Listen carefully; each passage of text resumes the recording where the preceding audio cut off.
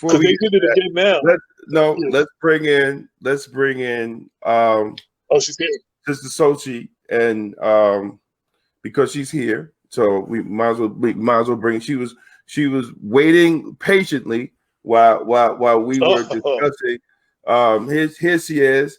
Welcome to the show. First time to the show. Hold on. Are you there? Can I hear you? I'm here. Can you hear me? Oh yes. Okay. Great. Yes. Please, sister, pronounce your last name. I don't want to mess it up. I appreciate that. Sochie Nnaemeka. Nnaemeka. That's right. And you are the New York representative for the Working Families Party, right? You're over New York State. I am. Yes. Oh, that's right. We got a sister. Listen, man. Listen. I wish I had. I appreciate it.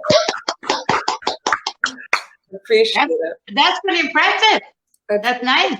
It's exciting. It is exciting. It's good to be home. It's good to be building in this moment where people are excited about politics, but also are recognizing how much elections matter in our lived experiences. And so we really want the party to be a place where people can come, talk about their values, vote together, do politics together, recruit their family members, community members, et cetera, to run for office, believe that we need to be representing ourselves in higher office and pushing an agenda that actually works for working people in the state.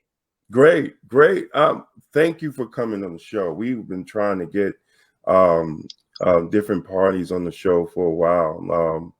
The only person that was, I don't know if you was listening to the conversation while you was, the only person that was brave enough to come on the show was Dr. Cavallo. God bless the dead.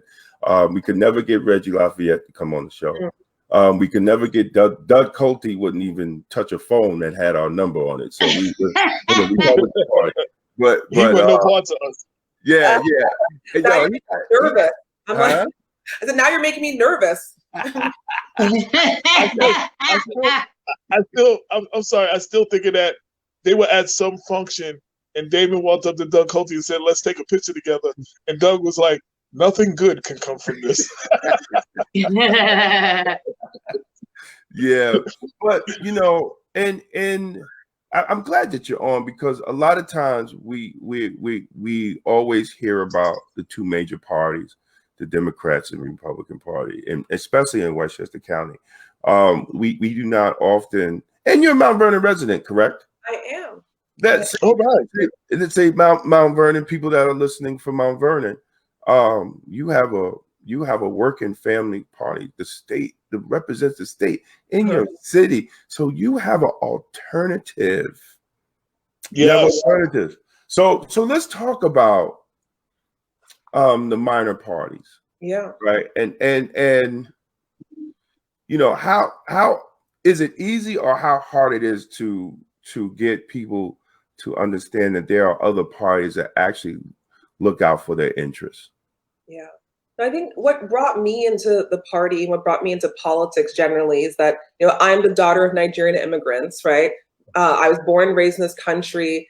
My parents have probably been here, definitely have been here longer than they lived back home, but did not consider this country their own, nor did they ever feel this country was fighting for them to consider it their own, right? And so for me, my coming into organizing politics was always about belonging, right? Is the group that I'm part of actually representing my interests?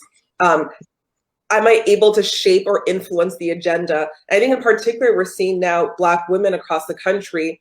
We know that Black women play a huge role in Democratic Party politics, yet have never really set the agenda. And so for me, I think fundamentally, we need political parties that are actually responsive to and led by those who are trying to shape this country to work for all of us, right? People of color, working people, young people, folks that the main two parties have not been fighting for, right? Have not been fighting to actually center or include. And so what's exciting about New York is that, one, this is now a Democratic trifecta state, right? The Republican Party doesn't really exist much in New York State, you can say. Your state Senate, Republican after Republican is retiring and empty seats are opening up. And so what does it mean to have a state run from the bottom down by Democrats? We're saying that's not enough to have a D by your name, right? It's not enough to be a Democrat. You have to center the things that actually matter to Democratic voters, right? Fully funded education, a real response to the climate crisis, saying actually and legislating that Black Lives Matter. And the WFP plays a role in pushing the Democratic Party in a much more progressive direction, and then creating a home for people who don't feel necessarily welcome or excited about democratic politics, but coming to the party, being able to vote your values means that those who would otherwise be in the margins or on the sidelines are now pushing, campaigning, creating policy. So we play a really active role in ensuring that New York State doesn't leave any of our communities behind. And when you go to the ballot box, the two-party system basically makes it a, lesser of two evils. It's like, okay, there's this person, there's that person. That doesn't feel like choice, right? And so have a minor party where you can vote your values, even if the candidate appears on the same line, right? Appears on Democratic Party line and the Working Families Party line. You can vote for that person, but you do it with a message. You say, I'm voting to hold this person accountable for XYZ thing. And that's a real privilege and choice that not a lot of voters in this country have. We have it in New York State. We have to preserve that. Yes, absolutely. Absolutely. I've actually made it my business in the last few elections to not vote all the candidates that I vote for when they appear on other lines other than the Democratic. I do not vote the Democratic line. I vote whatever other line they have, so they got Working Family, or they got Independent or whatever. I would vote all, and I would do that all the way. Every now and then you have one candidate that you go to vote for that only had the Democratic line. You had to vote that line, but I've been, as a rule, since 2015, I have not voted, the Democratic line. I vote the other parties if I can. Yeah, no, I appreciate it. And that's meaningful. And what we say to people is like, go to the Working Families Party line, vote down there. If no one's there, you can shuffle on over to the Democratic Party line, but you start on the Working Families column because you know that those candidates have been approved, vetted, and given a Working Families stamp of approval. And those are the candidates that we know will actually be working together to advance the interests of our communities. So for people that don't know, what is the Working Family Party? What are you all about? Yeah, so we were started here in New York in 1998. And so over the past 22 years, we've been building an independent, progressive, multiracial party of working people, and that centers working people's agendas. And that means good transportation. That means we passed the first millionaire's tax to actually fund education, fund programs. We passed the first paid sick leave bill and increase the minimum wage to $15 an hour, right? We're fighting right now for increased tenant protections. In 2019, we were a critical force in removing the IDC, right? Those Democrats who were hanging out up in Albany with the Republicans, stymieing progress, right? To get rid of the IDC, and then that unleashed a whole wave of new things, from criminal justice reforms to tenant protections to a climate bill. And so we see our role as galvanizing working people's interests, right? Building a real base of young people and working people, retired folks, that people who are really understanding that the state needs to be accountable to our communities, not to corporate interests. That's what our political party is about. Electing progressive champions so we can actually deliver meaningful change that people can see and feel in their lives. Back in the days, the Working Families, I used to see it as the Working Family were a lot of union members. Is that still the case? We're a mix. We're community groups, union members, individual activists. So we're kind of a coalition party, right? So for example, if you're a nurse, if you're a member of NYSNA, the nurses union, you're a member of the Working Families Party because the nurses are a member of our party. If you are in Yonkers and you're a member of Community Voices Heard Power, right? You are part of the Working Families Party. So you have a way for people who are doing things in their community to translate that energy into political power, into electoral power. And so we consider ourselves the political party of those organizations, and then thousands of individual activists across the state.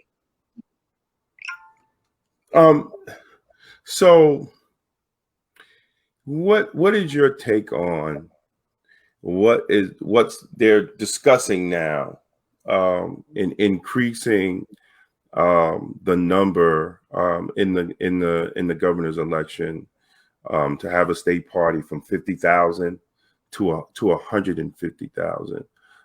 Personally, I view it as a slap in the face, and it's kind of like, you know, obstruction of democracy to try to increase that all of a sudden out of the blue. What is your take on that, representing one of the minor parties that will be affected, you know, if they move this up another 100,000 votes? So they did in April. They did.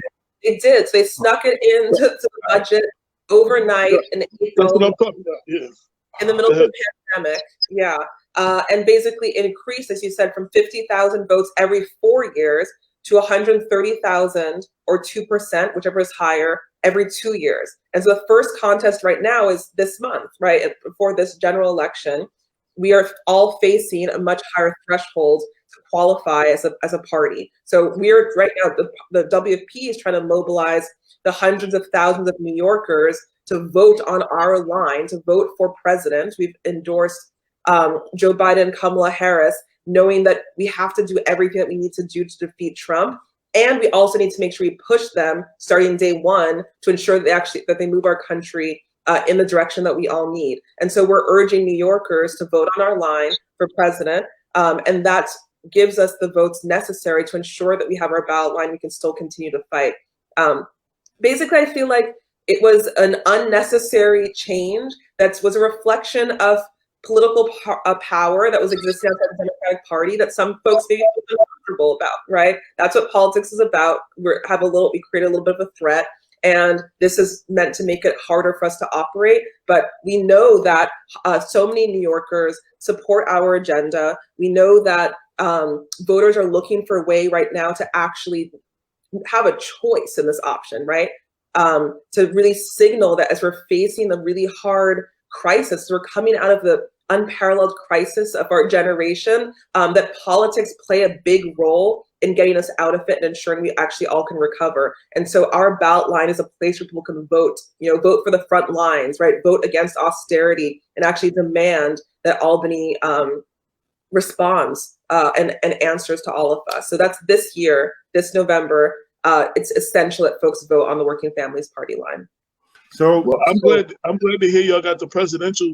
Y'all will definitely get my vote on that one. Yeah. Anytime I can not vote the Democratic line and vote one of the other lines, I do it. So you got my vote.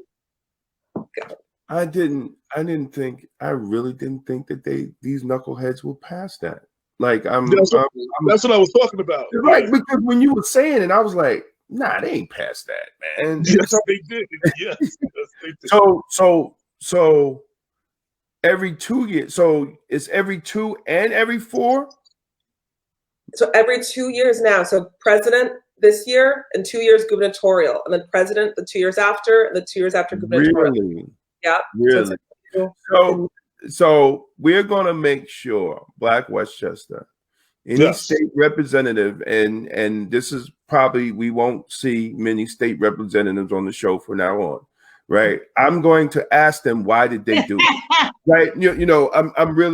I'm gonna, and if you are a Democrat in Westchester County and you come on, I'm gonna ask, do you support that? Right? I'm gonna continue. That is gonna be my question of any Democrat or Republican, especially Democrats that come on the show. So, Sochie, now you're going to see why a lot of people are scared to come on the show. I know, right? I'm like, Damon's going to ask you some questions when you get on the show. Okay, but who proposed that? Well, so it came out of this commission that was created by the governor 2 years ago now, that was supposed to be looking at campaign finance, so they're not connected to each other.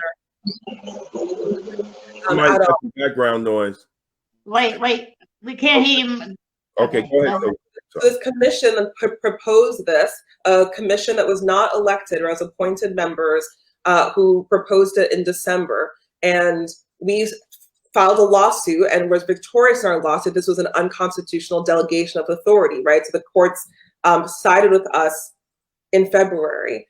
In the middle of the pandemic, as you may all remember, they were rushing to get the budget together. And this was slipped in to the budget at the last minute. And so a lot of elected officials, right, who were saying that they were against this, they know that voters want more choice, not less, right? They don't want fewer political options.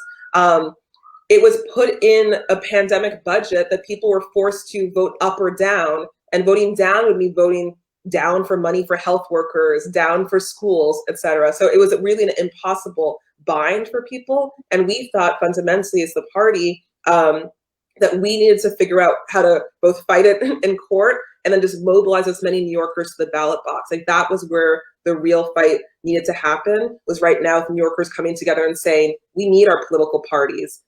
We need more option in New York State in this moment. Do you know what Andrea's opinion was on this?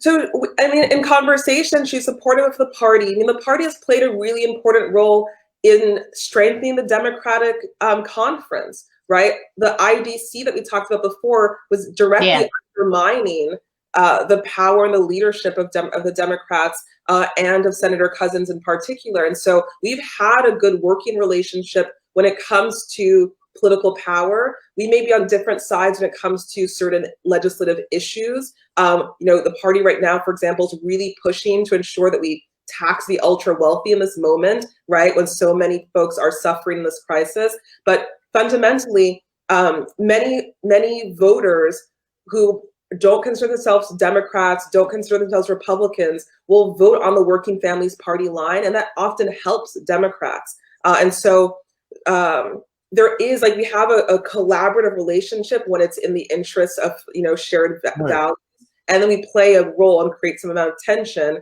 to ensure that the Democratic leadership supports issues that matter to working people. Now, Sochie, I don't know if you can respond to this question, but but you're going to ask it anyway. Yeah, I am because I spoke on it a while back, but there was, you know, from attending some different functions, some very progressive functions down at 1199, and there was some tension between Governor Cuomo and the Working Families Party, right? There was a lot of things going on around his race, and I'm not surprised that, you know, after he won, this has come up to increase, because, you know, there was a lot of talk that there was tension, and, you know, he created you know, what was the Woman Equality Party? Like, he created that party. You know, like everybody that knows, that really are a student of politics in New York, that he created the party, and that party also weakened a lot of the minor parties. It definitely weakened the Independence Party that year, when he brought on the Women's Equality Party. So that you know, I mean, there's really no love with our governor, who's a Democrat, with minor parties. You know, I don't know if that's a question or a statement. You made a statement. I can nod my head and affirm. It's true. I mean, there's no doubt that we've had history on the other side of the governor on the issues, right? But you know, when I came into the party, I'm like, this is not about some interpersonal dynamic. For me, it's like, what is the issue? How are we going to move the state forward? Are we going to do that or not? Are we going to make sure we have the revenue that we need to open our schools, right? In Rochester and places across the state, we have drastically, you know, underfunded schools, and that is about the governor's lack of will to invest in that kind of way. In these protests earlier this year, we saw both, you know, the governor and the mayor speaking, you know, with kind of giving impunity to the police officers who are roughing up protesters, right? Like, we stay on the opposite sides when it comes to the issues, and when we're pushing on the issues and we're winning, we see that it creates a threat and it creates tension, and the governor is very powerful and he's able to strike back. I can't speak to his intent, right, or his psychological profile, but it is very, we're pushing, we're creating some amount of disruption, and we're trying to deliver a state that actually works for all people here. And there are special interests, there are establishment figures who don't like that. And so Absolutely. We're victims of that. So we know we know firsthand, when you ruffle up the establishment, they push back in ways, you know, and then you just have to regroup.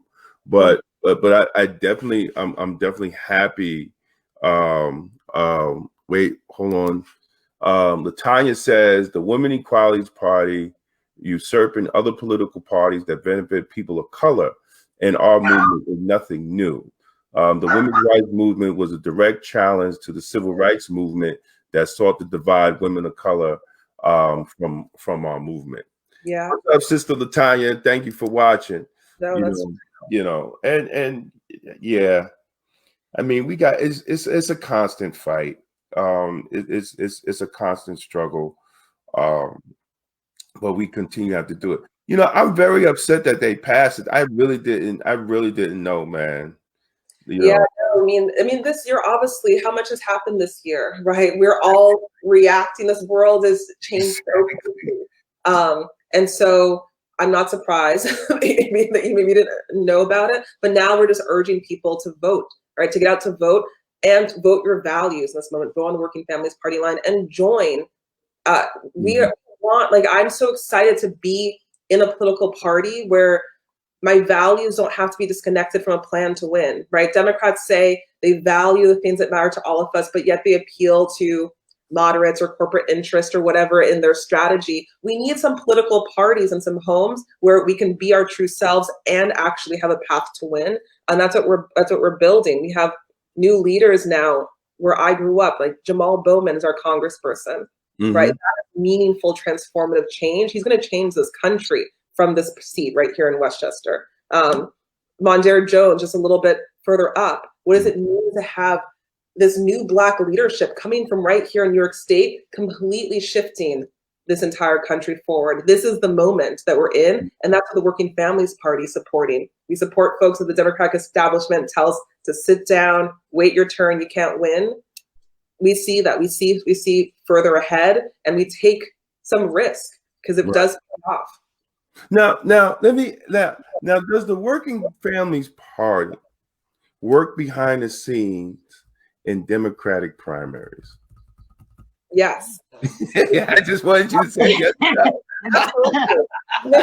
Yeah, because we think it's so important to have the most progressive Democrat come out of the primary, right? So we choose, if the main contest in New York State happens in the Democratic primary, there's an opportunity to actually push forward the best candidate. And sometimes in many places, right, like here in CD16, right, the race is up after the primary. So that becomes a real site of struggle. And so in this contest with Elliot Engel versus Jamal Bowman, we were 150% behind Jamal Bowman early and did everything that we could to mobilize our folks for him. I think that has been the biggest difference in with the Working Families Party and a lot of and all the other minor parties in Westchester.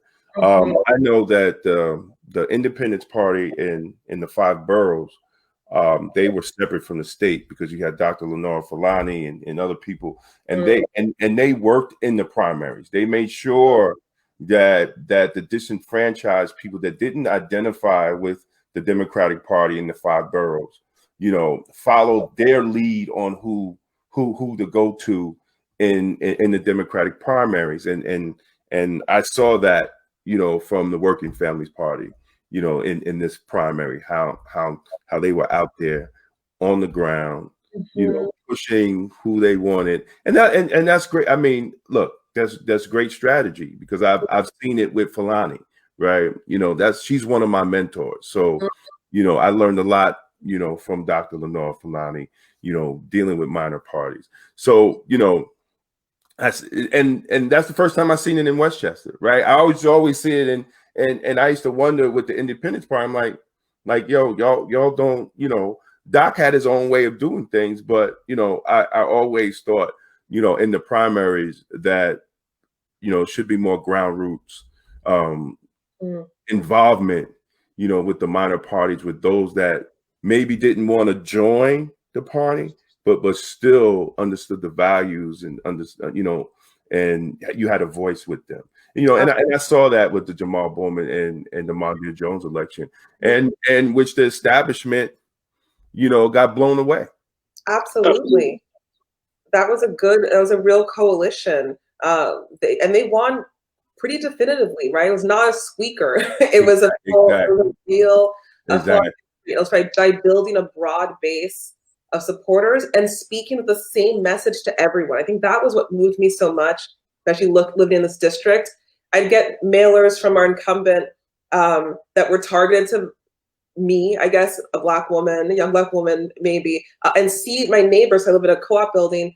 My white neighbors getting a different piece of mail with a different message, right? Jamal Bowman has the same message for every voter, whether you were in the Bronx or in Westchester. The vision was the same. That's what our politics needs to be about. We can't be dividing and conquering people. That's not a winning strategy. Right. Yeah. No. Listen. I was at a fundraiser. When was it, AJ? 2 Saturdays ago. Last week. Saturday past. Yeah, with Jamal, and we had a great conversation. He's a great guy, and we just saw. Yeah, he is. We just saw a tweet from Jamal in support of Mount Vernon whistleblower officer Bovell, who 28 hours with the tapes, and nothing has been done. He's the only elected official that announced his support of Officer Bovell and for Scarpino to remove himself from the case, and I think that's very powerful. That's powerful because not Democrats, and I'm not dogging Democrats, but Democrats say they support for police reform, but nobody has stood up in support of this officer who actually did what he was supposed to do. Absolutely. And that's great, and that's the change that we need, right? That's what we need from our bully pulpits, for elected officials to say what's right, when it's right, and say what's wrong when it's wrong. Absolutely. Go ahead. That's why the incumbent had to go. Black Westchester had answered his tweet and applauded him for speaking up and calling out why he's the only why no other elected official, locally, countywide, anywhere has spoken about the situation. No elected official, none. Yeah, that's a shame. That's a real shame. Go ahead, Lorraine. Can I ask you two? Scarpino or Mimi and Hartman or Astorino? So we supported Mimi Roca in the primary, right? She had the most, she had a really good vision. We knew that even before these tapes came out, there's a lot of mess happening in the Westchester DA's office, right? And sadly, I live in the Mecca, right? I live in the capital of that mess right now. So that change needs to happen. And then we're supporting Pete Harcum, who's really been a champion up in Albany, has really been pushing on education, healthcare. Like he's a really great legislator, and we're supporting him. We've been doing phone banking for him, doing a fundraising for him, etc. We really need him to get back up there and get back to work. There's a lot of work. We're going to be facing a budget like we've never seen before next year. We know what austerity does to our people. Austerity is violence. Austerity is lack of food, lack of resources. And we need to make sure people go back there and figure out how to get increased revenue to our state. And Pete Harcum is going to be a key player in that. Yeah, I think, that's Astorino's trying to make the comeback, right, against Harcum. Yeah. I have something for Astorino in the works, and because he used to be the county exec, in which he used to be my boss, and he was one of the most racist county execs that we had, and he literally, and I'll make it quick and let the working family, let the people that you run understand this. There was a Black officer who got hurt in saving another officer's life. And he was retired under 207C. That's the disability that law enforcement gets. But because of a loophole in the policy, in the healthcare policy of the county, he lost his healthcare. So we didn't understand how a guy that can get retired on 207C loses healthcare. So in the process of finding things out, it was an easy fix. It was an easy fix, and Astorino refused to do it. And we campaigned very hard on him not taking care of this officer. And then right before the election, he negotiated it. He made a deal with the union president, negotiated that they'll get the health care, but he did it for the white officer and not for the black one. So we really went at him hard, and I think we're going to reach out to Harkin's office and remind the people of what he did to Officer Maxwell.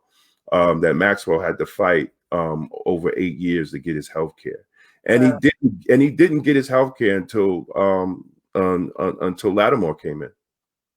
That was one of the first things that Lattimore did, was to make sure that this officer who got hurt saving another officer's life got his actual county health care. And, and now he has the nerve to run. Like, it's like crazy. Like, you think people forgot all the nastiness that you done, even outside being a Republican, right? But he was just horrible to the workers, and he also lowered officers' wages. He ran on lowering wages of hardworking union members, and it's hard as hell to live in Westchester. I live in Middletown now, because it's even with the money I make, it's hard to live in Westchester County and we got it with the COVID, but you got to understand, like, people have to live, and when you make deals with business organizations to lower our wages, it's really crazy. We need to support Harkin there. Estrina has a name that people are familiar with and is fundraising. So folks really need to phone call, do whatever they can for Pete Harkin, and make sure, and exactly, push shelters and mental health facilities. Absolutely. That was a big thing. The budget cuts on the back of working people. So that's a no-go.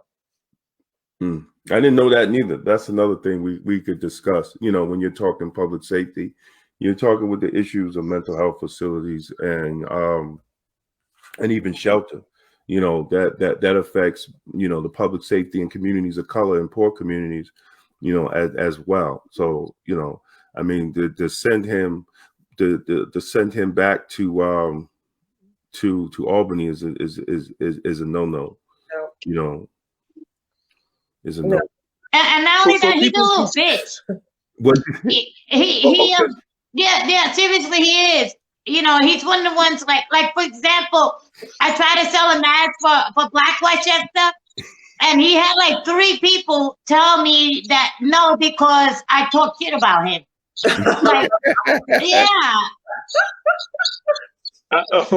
For people just seeing this for the first time, they're not, we try to educate people and everything.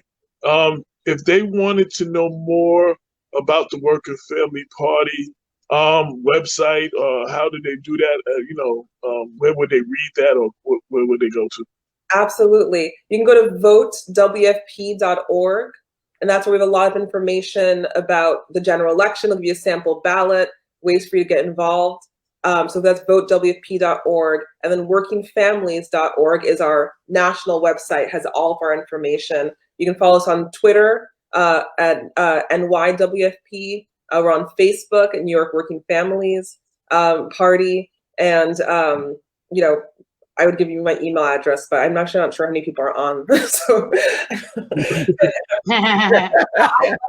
conversation. I know I've gone bad about that. My team will be like, no, don't do that. But I love having conversations with voters everywhere, having meetings, get-togethers. When all of this loosens up, we have lots of great town halls and webinars and stuff online. But check out the website, votewfp.org, and get involved. I want to hear, what do you want as a political party, right? What would make you excited about participating in politics, or where do you think the gap is in responding to the crisis that we're in? We are really a popular popular party, right? Where it's really about the people driving the agenda.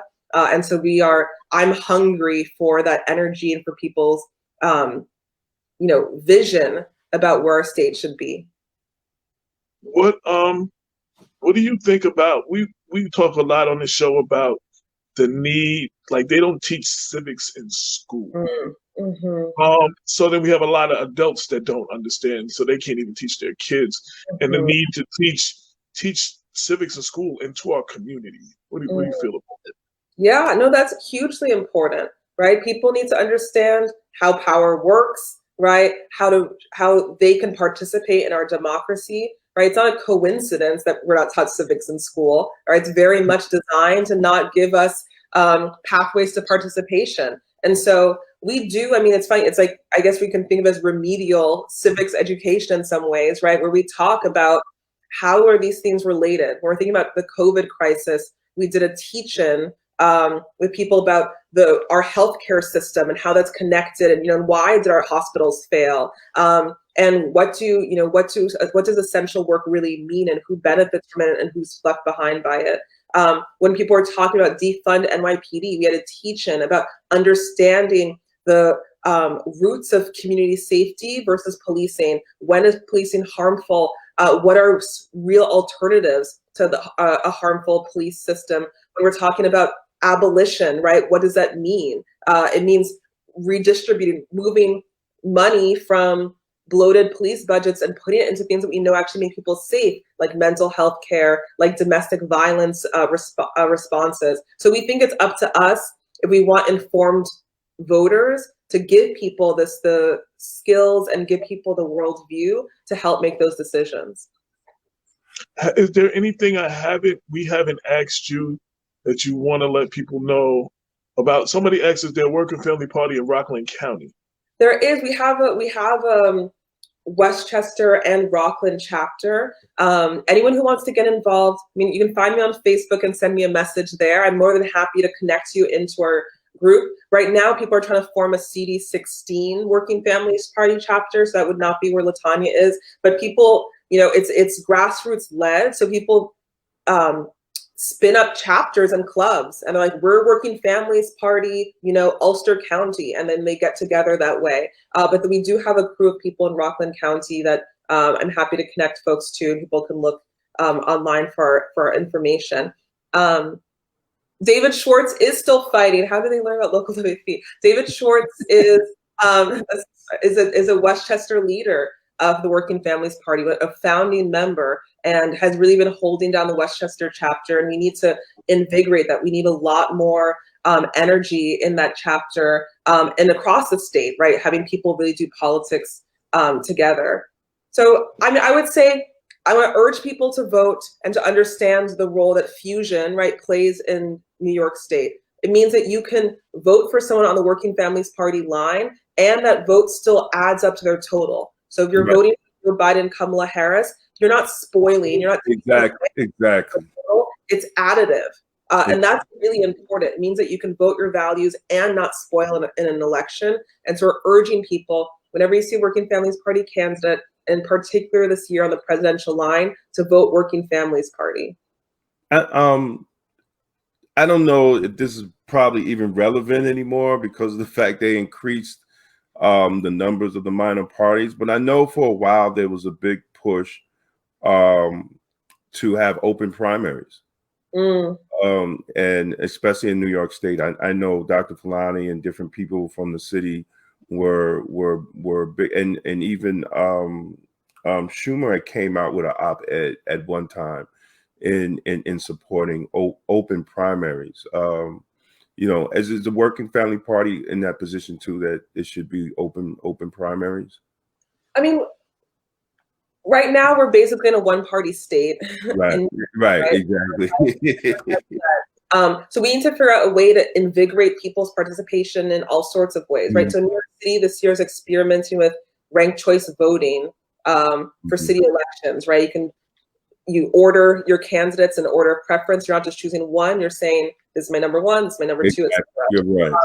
We have to figure out new ways to get people involved. Absentee voting early.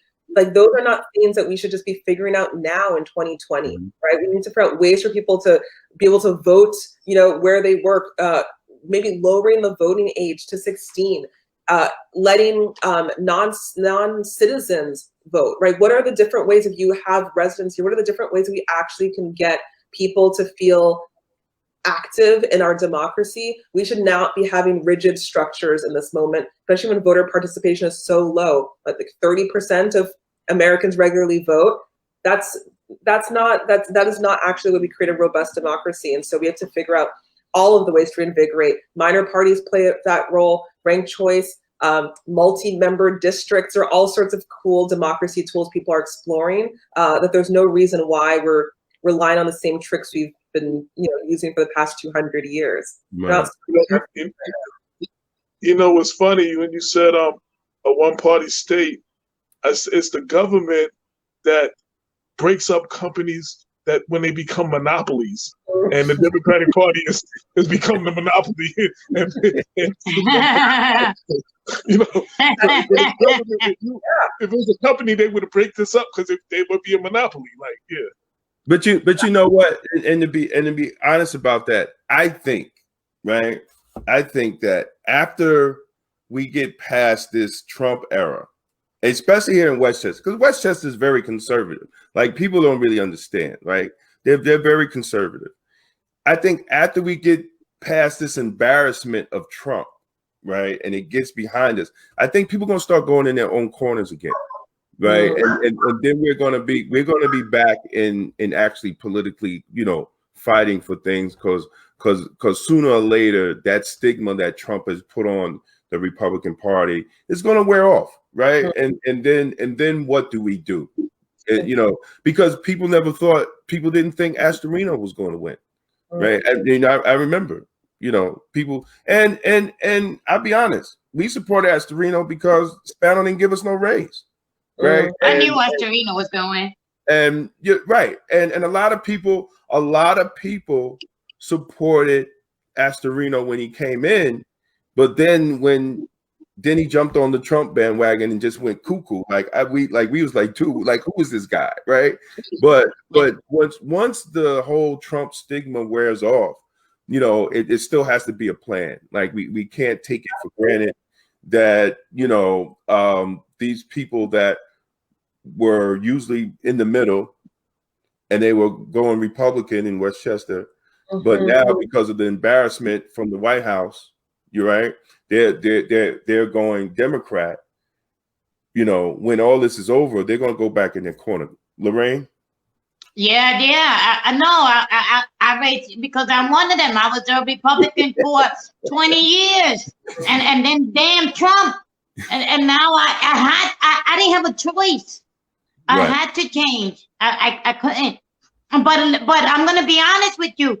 If when all these congressmen, when they're gone too, because they're old, when they're gone, and we got these new younger Republicans, more moderate Republicans like I was, I hope to see the Republican Party reinvent itself. And if it does, because I do believe in a lot of its philosophy, there's a chance I might go back. We're going to come get you, Lorraine. I'm going to find out where you are. Before you consider that, we'll have a talk. We'll discuss that. I'm going to fight for your membership first. It's true. In the past 4 years where people, we're only talking about what they're against, not what they're for. And the Democrats, like, you have to be talking to people about what is your vision? What do you actually want? Not just who's our common enemy. And so after Trump, like, inshallah, like, Trump is going to be out in a couple of weeks. We need that to happen. And we have to really get back to our vision. Okay, now that we're governing, now that non-Republicans are governing, where are we actually going and who's coming with us? Those are the conversations we need to be having, because we're not going to have the boogeyman of Trump anymore that will align and kind of have people close ranks. That era will be gone. Sochie, did you say inshallah? I did. Did I say that? I did. Oh, great. Wonderful. Yeah, you're my girl. You're welcome on the show. Because usually political people don't say inshallah. I'm what just does saying. That mean? Wait, what does it mean? God willing in Arabic, God willing. Yes. Oh, you said, Allah. Oh, okay. Oh, wow. Yeah, that's what I'm talking about. Much respect. Definitely. Much respect. I caught that. I'm just saying. Some people don't know, but I caught that, and much respect with that. But that blew my mind, and that's great. That means that you get what's going on, and that's good, and that's definitely good. With the Working Families Party, right? When in support of the Black Lives Matter movement, and in support of police reform, when we had the I don't know if you saw it, but I will definitely get you the link where we had the 2 runner-ups for the Democratic chair of Westchester County. We had them on the show. One will probably come back, one probably won't. But our whole AJ's laughing. What was crazy? Now, I've been in law enforcement for 30 years, and we've been Black Westchester was founded. Our first article that we did was on 4 Black parole officers who was pulled over in Rockland County, had guns pulled out on them, and yada yada yada. We never seen political heads open in support against police brutality. Maybe now, after the whole George Floyd thing, and I mean, sometimes it's chic, it's political chic, but Westchester County has its own George Floyds, right? And before there was a George Floyd, and we had Mount Vernon too. Mount Vernon. Well, every major, to be honest, every major city in Westchester County has a George Floyd, right? We want to make it simple, and as I said before, the tweet from Jamal is the first time an elected official actually was vocal on issues of possible police criminality. Is the Working Families Party, are they taking a more vocal stance on that?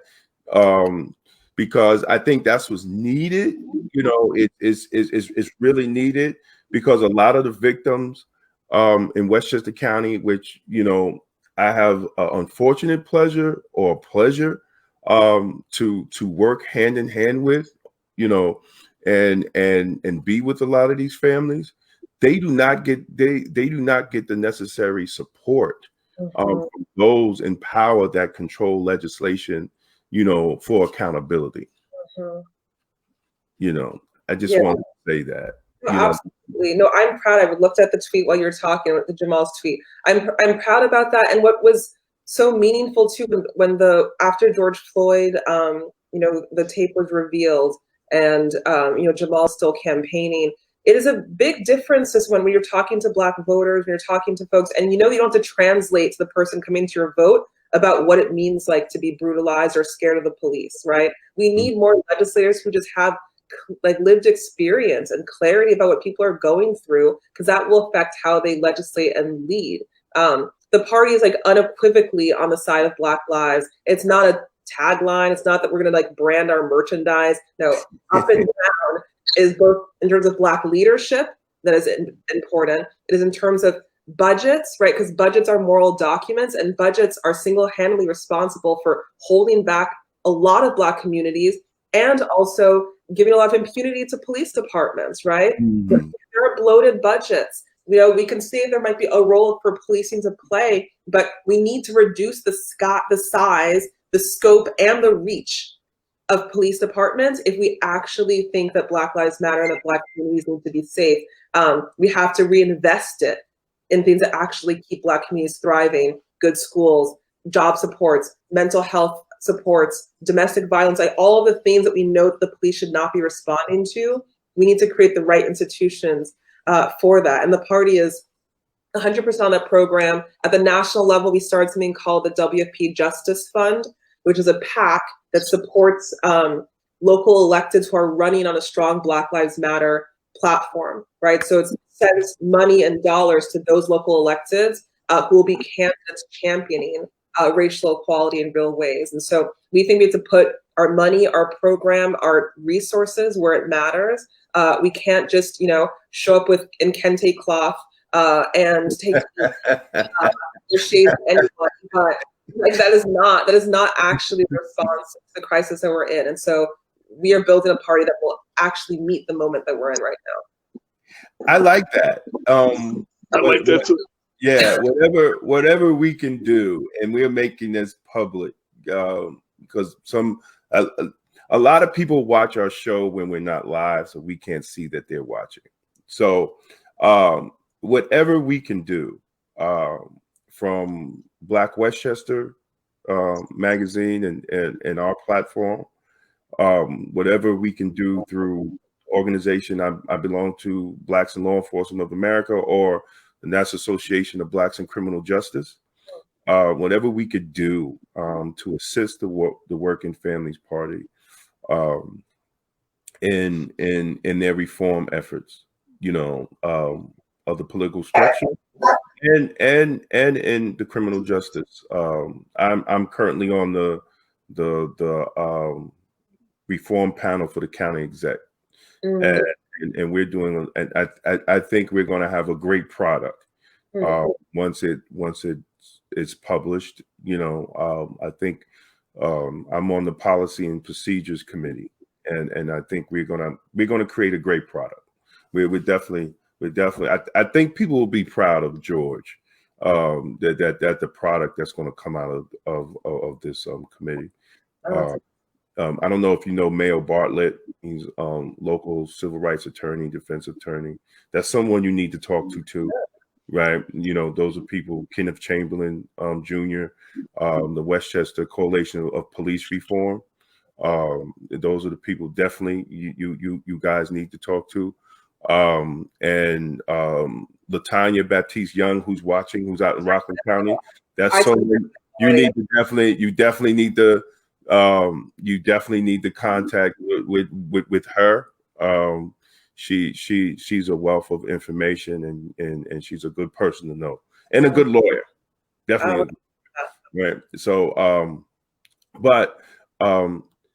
you listen. We could continue to talk because the guest, he's not here yet, so we could just continue to.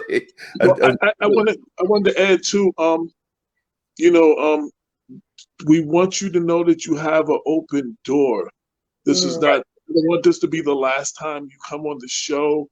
When you have something to say, you let us know.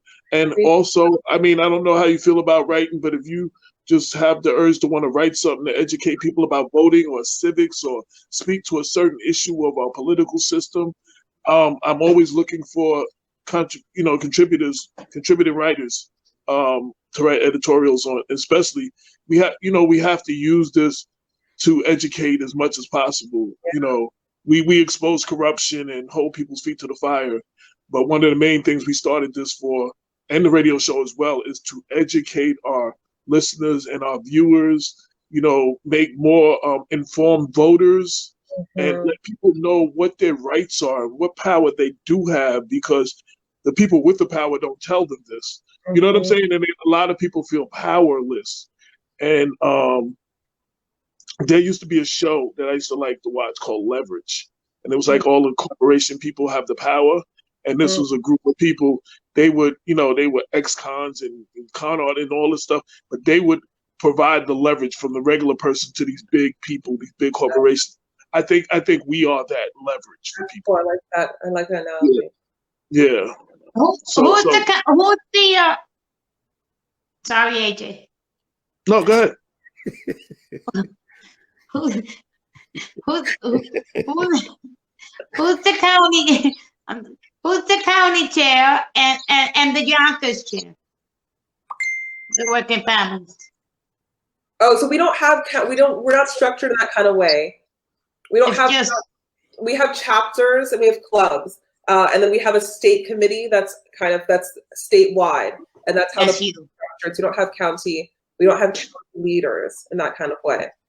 Oh, okay. So what she's saying, Lorraine, before you go back to the Republican Party, she's going to be looking forward. She's going to be looking to you to lead the Yonkers chapter. Sounds That's like what she's telling No, you. let me tell you, I'm very familiar. I'm very familiar with a lot of the working families people. I've been working with them for many, like over 20 years here in Yonkers and in Westchester. I just wanted to know whether the same people were still involved and stuff like that. But we'll talk offline. let's do that. Let's do that. Is Andy Folk still? Folk, that's his last name still? Andy. That was like He's been on. I was trying to say that earlier. But at the point, all three of us were talking at the time. He also has come on. The only other person other than Dot to represent a party on the show. It's Andy. And he actually a couple of times when Damon couldn't be here, he came and co-hosted the show. Yeah, he co-hosted with us. He loves the show. He came down. He had a great time. Give Andy my love, man.